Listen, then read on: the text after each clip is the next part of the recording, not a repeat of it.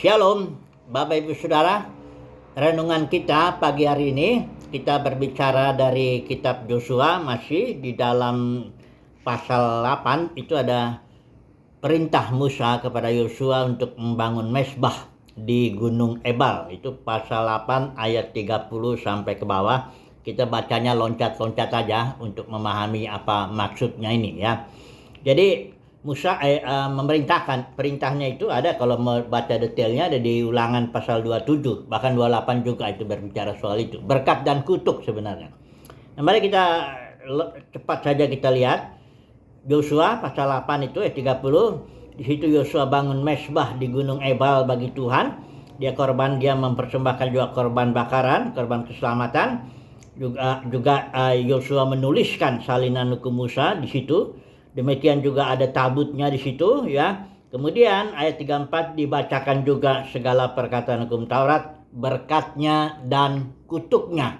Nah, jadi prinsipnya yang kita mau bahas pagi hari ini renungkan adalah prinsip perjanjian lama itu sebagai agama Yahudi atau Yudaisme itu prinsipnya jika maka. Jika engkau melakukan gini, maka engkau diberkati, misalnya begitu. Jika engkau melakukan gini, maka engkau terkutuk, ya. Itu prinsipnya, ya. Tetapi jangan salah, orang-orang dalam konteks perjanjian lama, orang-orang benar, orang-orang kudusnya itu hidupnya oleh iman, ya. Nanti kita akan baca alasannya mengapa demikian, ya. Karena artinya dengan iman tuh dalam kasih karunia. Nah, ini Paulus sudah jelaskan dalam surat Roma bahwa bahkan dalam zaman hukum Taurat itu yang berlaku prinsip bagi orang kudusnya itu adalah iman. Nah, mari kita melihat dulu kenapa demikian.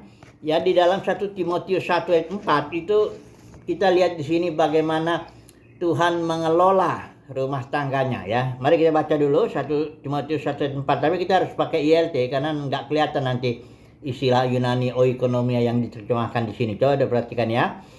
Ayat 4, ataupun menaruh perhatian pada mitos-mitos dan silsilah yang tiada akhirnya, yang lebih banyak menimbulkan perdebatan daripada penata layanan. Nah, ini ya terjemahan daripada oikonomia istilah Yunani. Saya jelaskan sebentar ya. Daripada penata layanan Elohim yang ada dalam iman. Jadi Elohim mengelola rumah tangganya ini dalam iman. Artinya dalam mengelola keluarganya itu penata layanan itu dari terjemahan oikonomia itu dari dua kata Yunani, oikos dengan nomos. Oikos itu rumah tangga, kerumah tanggaan, nomos itu hukum, aturan ya, pengelolaan lah. Jadi oikonomia itu artinya pengelolaan kerumah tanggaan daripada Elohim itu adanya dalam iman. Artinya Elohim mengelola, kan per zaman tuh kalau para ahli suka membagi itu dibagikan zaman-zaman. Jadi itu oikonomia dalam beberapa terjemahan bahasa Inggris terjemahkan administrasi ya, manajemen atau dispensasi ya. Itu semuanya sama, ada yang ekonomi juga menerjemahkannya. Sama artinya mengelola ya. Jadi Elohim mengelola per zaman, per dispensasi. Dari kalau saya membaginya 7 aja ya. Zaman Adam ya. Sudah itu masuk lagi Nuh, masuk lagi Musa, Abraham, baru Musa hukum Taurat, baru setelah itu sekarang zaman kita ini para pemenang saya menyebutnya, baru nanti masuk lagi zaman ketika Tuhan Yesus datang, dia bangun lagi kerajaan 1000 tahun dan sambung lagi langit dan bumi baru dan yang lainnya sampai pokoknya Bapa menjadi semua dalam semua. Nah, pengelolaan itu semua dalam tiap zaman itu iman semua. Makanya dalam kitab Ibrani itu orang-orang pahlawan itu dari mulai Habel sampai tokoh-tokoh perjanjian lama itu semuanya adalah hidup dibenarkan karena iman ya. Nggak ada orang seorang pun dibenarkan karena melakukan hukum Taurat, itu nggak ada ya. Itu udah jelas ya. Jadi semuanya karena iman. Walaupun hukum Taurat ini prinsipnya jika maka, tapi tetap Elohim mengelola umatnya dengan prinsip iman. Itulah dia kasih karunia. Karena iman itu sesuatu yang diberikan kepada kita. Nah, ini sekarang saya masuk kepada prinsip kasih karunia. Tadi udah saya prinsip perjanjian lama itu ya, jika maka. Jika engkau melakukan ini, maka engkau akan diberkati. Jika engkau mentaati gini, maka atau melakukan hal-hal yang enggak benar, maka terkutuk ya. Tapi dalam prinsip kasih karunia ini ya, yang sebenarnya mulai dari Habel ya, jangan sudah pikir ini zaman ini kasih karunia, sementara zaman perjanjian lama atau itu nggak ada kasih karunia di situ, bukan begitu. Itu semuanya dari iman ya. Dan iman itu kasih karunia. Orang tidak bisa beriman dengan kemampuan dirinya sendiri. Karena iman itu adalah anugerah yang diberikan Elohim kepada kita. Dan iman itu membangkitkan suatu tindakan. Itu sebentar dulu ya. Pokoknya saya mau bicara dulu prinsip kasih karunia ini. Kasih karunia itu artinya Elohim sudah mengerjakan semuanya bagi kita. Tinggal kita percaya. Nah, kalau sudah percaya, karena iman itu suatu energi ya, kemampuan melakukan sesuatu, karenanya kita harus berbuat sesuatu. Coba bercontoh, misalnya, kamu adalah terang, itu sudah terang kamu, itu kasih karunia Tuhan. Tinggal kamu percayalah bahwa engkau terang. Karenanya bertindaklah seperti anak-anak terang, begitu. Engkau adalah garam, sudah garam. Enggak perlu engkau berlaku begini begitu supaya menjadi garam. Enggak, engkau garam, itu identitasmu. Karena imani ya, iman, percaya. Karenanya berlakulah atau berfungsilah seperti garam gitu loh. Kamu sudah diberkati. Karena begitu besar kasih Bapa kan dunia ini, bahkan bukan hanya kita, seluruh dunia sudah diberkati. Karenanya imanilah, kita imanilah. Kita nggak perlu berbuat apa-apa untuk diberkati. Nggak perlu ngasih persepuluhan lah supaya diberkati keuangan, katanya ngasih inilah, datang ke sinilah ini, beginilah, begitulah. Oh, saudaraku, dunia ini sudah diberkati Bapa tuh bukan pada waktu dunia ini bikin baik. Yesus lihat Yohanes 3:16, karena besar kasih Bapa kan dunia ini, kasihnya tuh sedemikian luar biasa sehingga dia berikan anaknya yang tunggal untuk menghapus dosa. Yesus itu bukan menghapus dosa orang pilihan aja, enggak. Yesus itu anak domba Elohim yang menghapus dosa dunia. Yesus juga disebut juru selamat dunia. 1 Yohanes 2:2 juga mengatakan Yesus itu pendamaian bukan hanya buat dosa kita, tapi dosa seluruh dunia.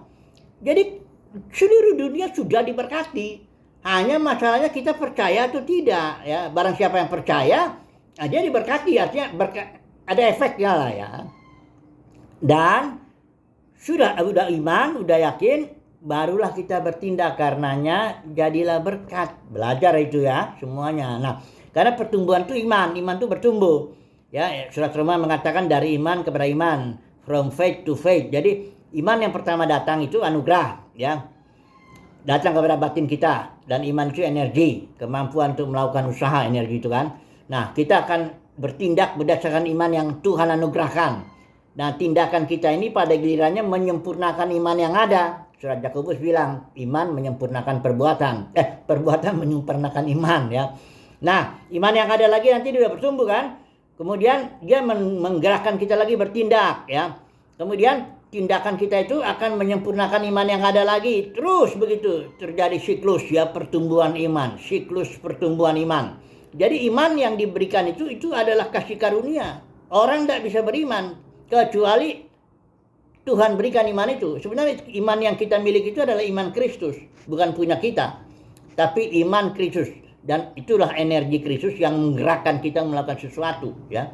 Nah, jadi prinsip perjanjian baru sekarang ini adalah sudah dan karenanya. Tuhan sudah berkati. Tuhan, engkau adalah garam, sudah ya. Engkau adalah terang, sudah terang ya.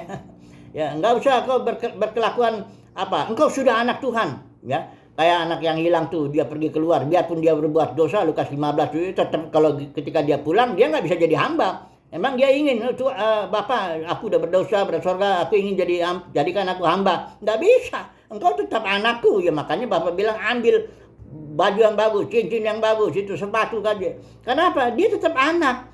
Engkau sudah anak, kita anak ini sudah. Dan sudah mendapat ahli waris. Hanya kita perlu bertumbuh untuk memperolehnya, begitu ya. Jadi prinsipnya kita sudah diberkati, karenanya jadi berkat. Jangan pakai prinsip perjanjian lama. Nah, kalau dalam dunia kekristenan, nah begitu tuh.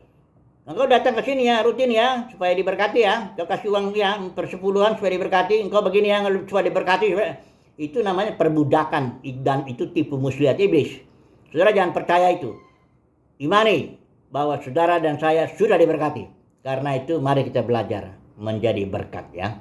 Itulah yang renungan kita hari ini, pagi ini. Haleluya. Amin.